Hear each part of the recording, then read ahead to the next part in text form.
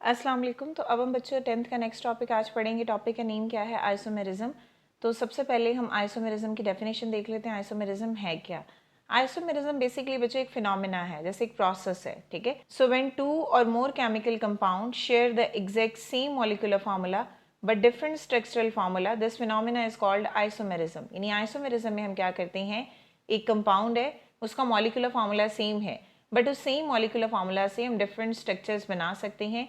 तो वो जो हमारे पास कंपाउंड्स होंगे वो आइसोमर्स होंगे और उस फिनोमिना को हम आइसोमेरिज्म बोलेंगे। अब फॉर एग्जांपल ब्यूटेन है, ब्यूटेन के दो पॉसिबल स्ट्रक्चर बन सकते हैं। तो सबसे पहले आपको ब्यूटेन का मॉलिक्यूलर फार्मूला पता होना चाहिए।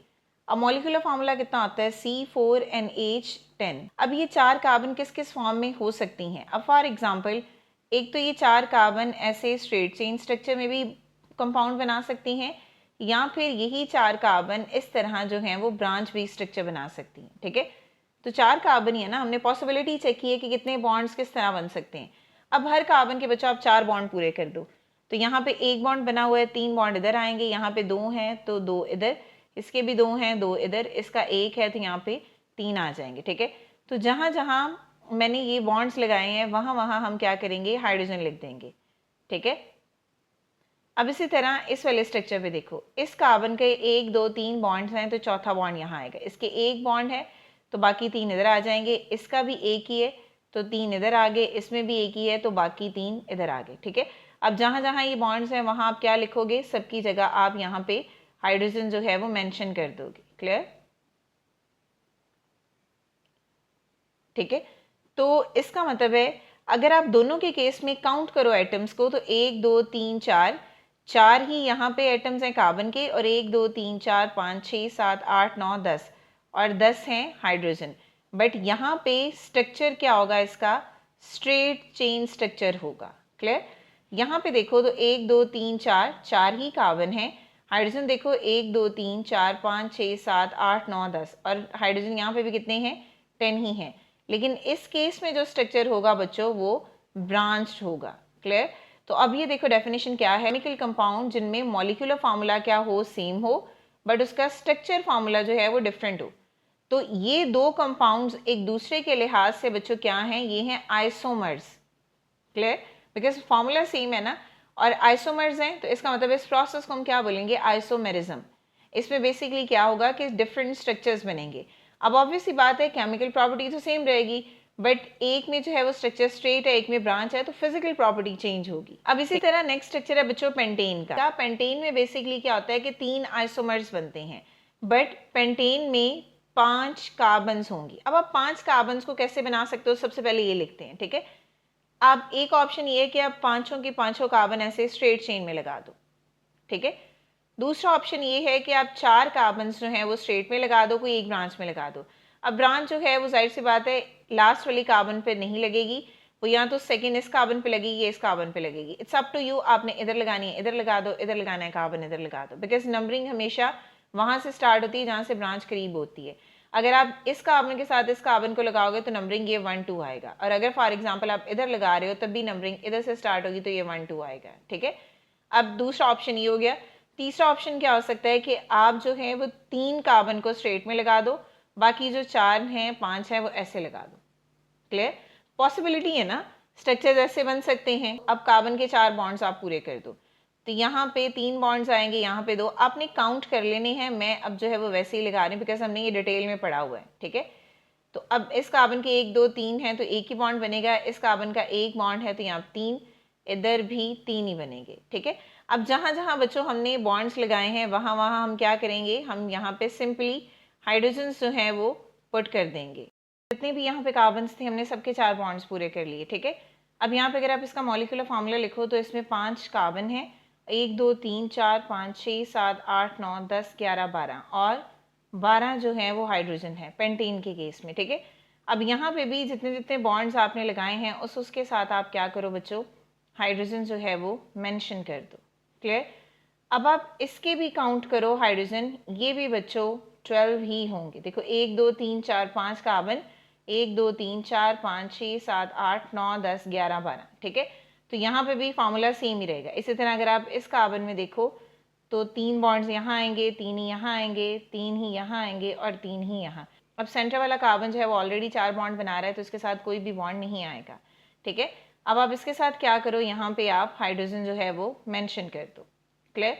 अब आप किसी का भी कंपाउंड देख लो, अब आप कोई भी स्ट्रक्चर देख लो बच्चों, सारे स्ट्रक्चर्स में सेम कार्बन एटम है और सेम हाइड्रोजन है, मींस मॉलिक्यूलर फार्मूला सबका सेम है, सबका स्ट्रक्चर डिफरेंट है, ठीक है, तो सबकी फिजिकल प्रॉपर्टी डिफरेंट होगी। तो इस प्रोसेस को हम बोलते हैं आइसोमेरिज्म, और ये सारे आइसोमर्स हैं। तो अगर पेंटेन में जो है वो 5 कार्बन है तो उनमें 3 आइसोमर्स ऐसे बनेंगे। तो जैसे जैसे आप नंबर ऑफ कार्बन आइटम्स बढ़ाते जाओगे, आइसोमर्स भी क्या होंगे बच्चों, बढ़ते जाएंगे, क्लियर।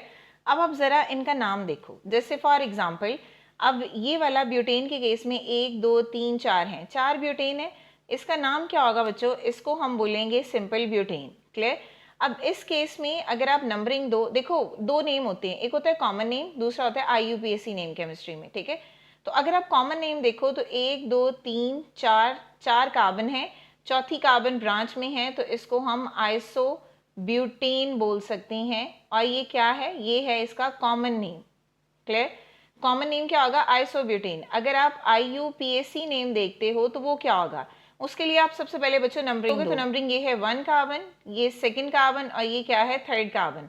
तो सेकंड कार्बन के साथ C के साथ 3 हाइड्रोजन है, तो इसका मतलब है सेकंड कार्बन के साथ मिथाइल है, तो इसका नाम क्या होगा, 2 मिथाइल, और कितनी कार्बन है, 3, प्रोपेन आ जाएगा, ठीक है। तो IUPAC नेम आपने ऐसे लिखना है, कॉमन नेम में हम सारी कार्बन्स को ज्वाइन करके लिख। अब आप इसी तरह इसका अगर आप कॉमन नेम लिखो तो वो क्या होगा बच्चों, सिंपली इसको हम बोलेंगे ये है पेंटेन ही, क्लियर। कॉमन नेम भी ये है, IUPAC नेम भी है। अब इस केस में एक कार्बन ब्रांच में है तो इसको हम बोलेंगे ये है आइसोपेंटेन, ठीक है। आइसो का वर्ड ब्रांच के लिए यूज होता है, और अगर इसी का आप IUPAC नेम लिखें तो क्या होगा, आपने नंबरिंग वहां से स्टार्ट करनी है जहां से ब्रांच नज़दीक है, तो इस वाली कार्बन से नज़दीक है, और नंबरिंग हमेशा लॉन्गेस्ट चेन से आप ढूंढते हैं, ठीक है। तो सेकंड कार्बन के साथ मिथाइल है, तो इसका नाम क्या होगा, 2 मिथाइल, और स्ट्रेट में कितनी कार्बन है, 4, तो यहाँ पे आ जाएगा ब्यूटेन। ये कौन सा है, IUPAC नेम, और ये इसका है कॉमन नेम है। अब इसी तरह स्ट्रक्चर पे आ जाओ।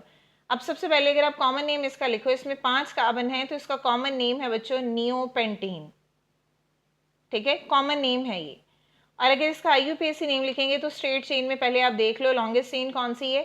अब अच्छा, लॉन्गेस्ट चेन ब्रांच भी हो सकती है, स्ट्रेट भी हो सकती है। अगर आप ऐसे देखो तो 1 2 3 कार्बन है, ऐसे देखो तब भी 1 2 3 कार्बन ही है, तो जिससे मर्जी काउंटिंग कर लो, यहाँ से कर लेते हैं।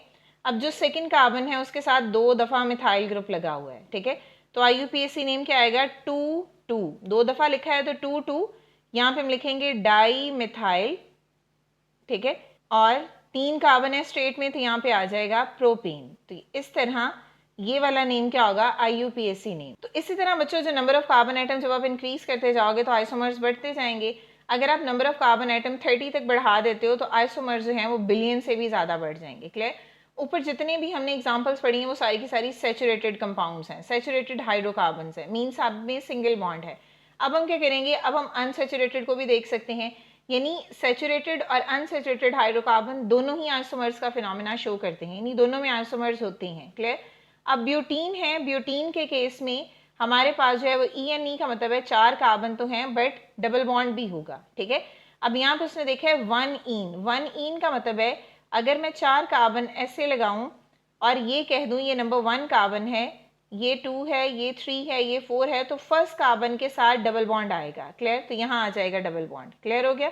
अब आप सारे कार्बन के जो है वो बॉन्ड्स पूरे कर दो।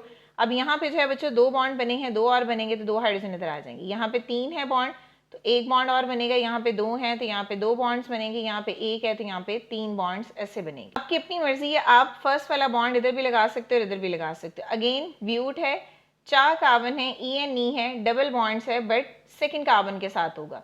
तो 4 कार्बन हमने लगाए, हमने कहा ये 1 है, ये 2 है, ये 3 है, ये 4 है, सेकंड कार्बन के बाद यहाँ पे फिर डबल बॉन्ड आ जाएगा। अब हर कार्बन के आप 4 बॉन्ड पूरे कर दो, तो यहाँ पे बेसिकली क्या होगा, 1 बॉन्ड है तो यहाँ पे 3 हाइड्रोजन आ जाएंगे, ठीक है। अब यहाँ पे 1 2 3 बॉन्ड्स हैं तो 1 हाइड्रोजन आ जाएगा, यहाँ पे भी 3 है, 1 हाइड्रोजन आ जाएगा, यहाँ पे 3 हाइड्रोजन आ जाएंगे। अब आप यहाँ पे फार्मूला देखो, C4 है, 3 4 5 6 7 8, और H क्या है, 8। इधर भी देखो तो C4 है, 3 4 5 6 7 8, और यहाँ पे भी H क्या है, 8। यानी मॉलिक्यूलर फार्मूला दोनों का सेम है, बट स्ट्रक्चर दोनों का क्या होगा, डिफरेंट होगा।